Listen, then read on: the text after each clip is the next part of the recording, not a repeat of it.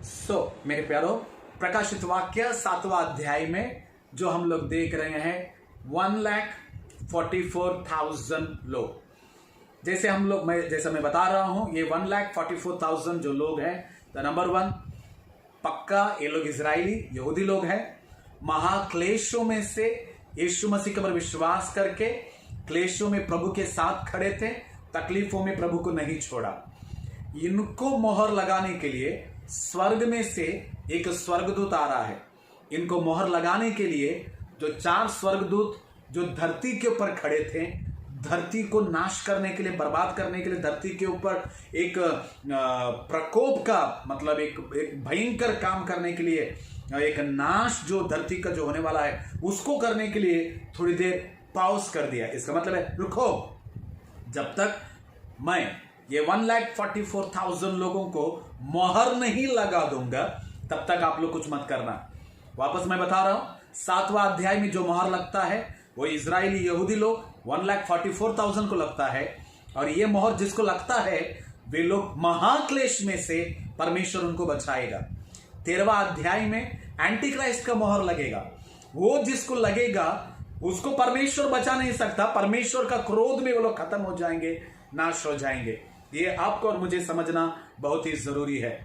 मोहर के बारे में गलतफहमी में मत रहना। 7वां अध्याय का मोहर बचाएगा, 13 अध्याय का मोहर बर्बाद कर देगा, और स्वर्ग से उनका मतलब स्वर्ग में वो लोग जा नहीं पाएंगे। 1,44,000 लोगों को मोहर लगाने के लिए स्वर्गदूत निकला। 12 गोत्र में से हर गोत्र से 12,000 12,000 12,000 1,44,000। ये 1,44,000 महाक्लेशों में प्रभु में खड़े थे, प्रभु के पर विश्वास किया, प्रभु के लिए गवाह बनकर जिया, और ये लोगों के द्वारा सुसमाचार जो है इतनी फैलती है, इनके द्वारा जो सेवकाई होने वाला है उसको एंड टाइम रिवाइवल बोलते हैं, और वो आखिरी रिवाइवल रहेगा। अभी जो रिवाइवल है ये छोटा मोटा रिवाइवल है, मगर इनको मोहर जो लगा लेते हैं, इनके द्वारा जो सेवकाई सुसमाचार जो फैलेगा, पूरा दुनिया में से कई भीड़, बड़ी भीड़, आगे अगर हम लोग वचन को पढ़ते हैं, एक बड़ी भीड़ जो है इन लोगों के द्वारा आएगा। ये लोग जब सुसमाचार प्रचार करेंगे पूरा दुनिया को, ये लोग जब सुसमाचार प्रचार करेंगे पूरे धरती के लोगों को, पूरे प्रजा को, ये लोग भी मत्ती 28-19 को हमसे भी ज्यादा पूरा करेंगे। और ये लोग जब सुसमाचार प्रचार करेंगे, क्योंकि ये लोग ऑलरेडी महाक्लेशों में से बाहर आए रहते हैं, महाक्लेशों में प्रभु के पर विश्वास किए रहते हैं, महाक्लेशों में यीशु के साथ खड़े रहते हैं, प्रभु को नहीं छोड़ा, तो इनकी गवाही जो है, और उतना ही नहीं, इन लोगों के द्वारा जब सुसमाचार इनकी जुबान से आएगा, बड़े लोग, बहुत ही बड़ा भीड़ यीशु के ऊपर विश्वास करेगा और यीशु मसीह को अपना उद्धारकर्ता मानेगा। यीशु के लहू के द्वारा धुले जाएंगे, अपने पापों को छोड़ेंगे और एक नया जीवन जिएंगे। ये 1,44,000 लोग, यहूदी लोग, इनके द्वारा जो विश्वास में आए हुए लोग, एक बड़ी जो भीड़ है, जो लोग यीशु मसीह के पर विश्वास करके यीशु के लहू के द्वारा धुलकर एक पवित्र वस्त्र जो पहनते हैं, ये सारे लोग जब उठा लिया जाएंगे, हालेलुया, वो अलग से रैप्चर रहेगा। ठीक है, 7 साल के क्लेश के पहले एक रैप्चर होएगा, 7 साल में एक रैप्चर होएगा। Praise the Lord. रैप्चर का अलग अलग पार्ट है, हो सकता है कि हम लोग आने वाले दिनों में देखेंगे।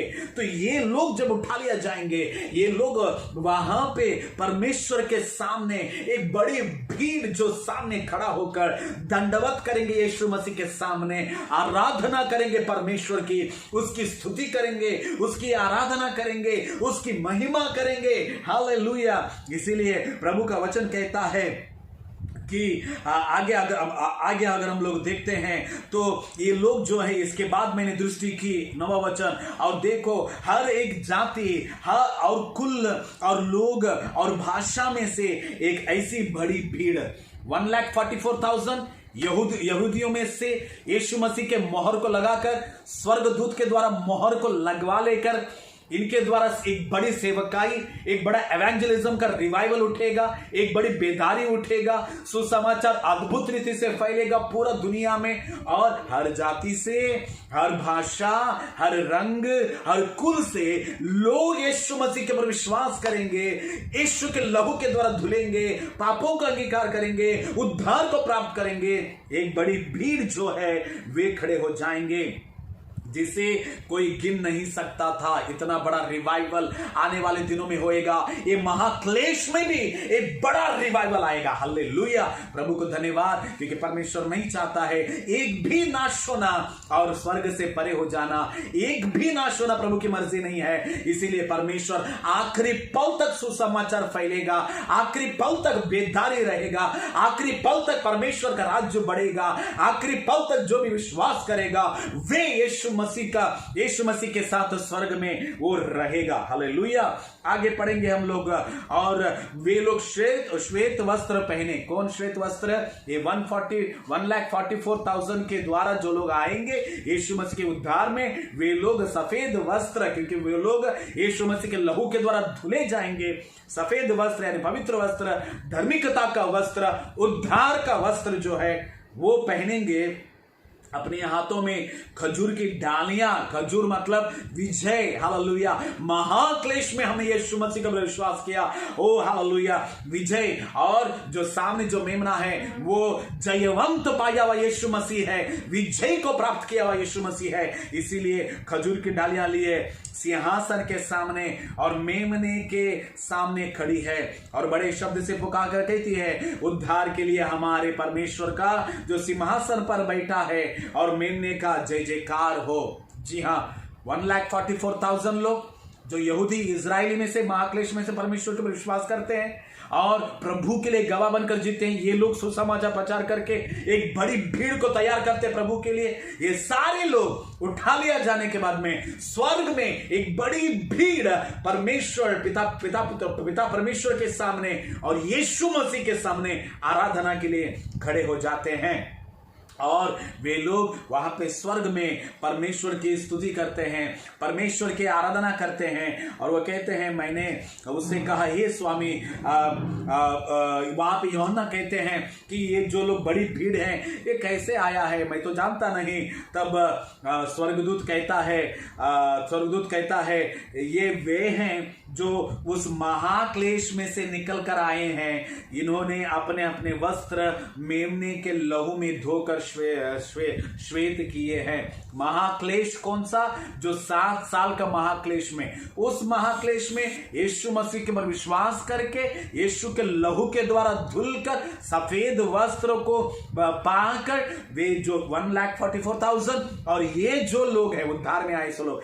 ये सारे लोग स्वर्ग में प्रभु की आराधना करते हैं। यही पिक्चर 7वां अध्याय में हम लोग देखते हैं। और मेरे क्लास में अंत में मैं आ रहा हूं, इसी कारण वे परमेश्वर के सिंहासन के सामने और उसके मंदिर में दिन रात उसकी सेवा करते हैं, और जो सिंहासन पर बैठा है वह उनके ऊपर अपना तंबू तानेगा। वे फिर भूखे और प्यासे न होंगे और उन पर धूप ना कोई तपन पड़ेगी, क्योंकि वो एक स्वर्ग में रहेंगे। क्योंकि मेमने जो सिंहासन के बीच में है उनकी रखवाली करेगा और उन्हें जीवन रूपी जल के सोतों के पास ले जाया करेगा, और परमेश्वर उनकी आंखों से सब आंसू पोंछ डालेगा, सब आंसू। क्यों? क्योंकि ये लोग 7 साल के क्लेश में इतना रोते हैं, इतना आंसू बहाते हैं कि परमेश्वर तो हमें बचा ले। आंसुओं के साथ भी सुसमाचार को प्रचार करते हैं। इसलिए प्रभु का वचन कहता है, आंसुओं से जो बोएगा वो हर्ष से काटेगा। हालेलुया। परमेश्वर का वचन कहता है कि प्रभु उनके आंखों में से आंसुओं को, बाष्प बिंदु को, आंसुओं को, आंखों में से आंसुओं को वो पोंछ डालेगा। क्योंकि ये 7 साल में इतने दर्द से वे लोग बाहर निकलते हैं, इतने परेशानी में से बाहर निकलते हैं, परेशानियों के बीच में प्रभु के लिए खड़े रहते हैं, महाक्लेश में भी प्रभु के लिए खड़े रहते हैं। एंटी क्राइस्ट जो मसीह विरोधी है उनमें से कितने लोगों को मार डालता है, कितने लोगों को क्लेश में डालता है, कितने लोगों को तकलीफ देता है, फिर भी ये लोग प्रभु को नहीं छोड़ते, फिर भी सुसमाचार प्रचार करना नहीं छोड़ते, फिर भी प्रभु के लिए गवाह बनकर खड़ा होना नहीं छोड़ते। जी हाँ मेरे प्यारो, ऐसी जो बड़ी भीड़ है स्वर्ग में दिखता है और प्रभु की आराधना करते हैं, और परमेश्वर कहते हैं कि परमेश्वर ही उनके आंखों से आंसुओं को पोंछ डालेगा। तो मेरे प्यारो, ये जो वचन जो हम लोग सुन रहे हैं, ये इतना अद्भुत रीति का 7वां अध्याय है कि परमेश्वर आखिरी दिनों में किस तरह एक बड़ी भीड़ को स्वर्ग में आने के लिए प्रभु जो अनुग्रह दिखा रहा है, ये अद्भुत रीति की कहानी ये 7वां अध्याय में कि परमेश्वर आंखों में से आंसुओं को पोंछ डालेगा। हो सकता है कि आज आप आंसुओं में हैं, निराशा में हैं, हो सकता है कि आप आज प्रभु की सेवकाई में तकलीफ उठा रहे हैं, सुसमाचार प्रचार करने के लिए एक बड़ी मुसीबत का सामना कर रहे हैं, चैलेंज उठा रहे हैं, मगर आप लोगों के लिए ये वचन है कि परमेश्वर खुद आपके आंखों में से आंसू पोंछ डालेगा। आगे 8वां अध्याय को हम लोग ध्यान करने के लिए जा रहे हैं। सर्वशक्तिमान प्रभु धन्यवाद।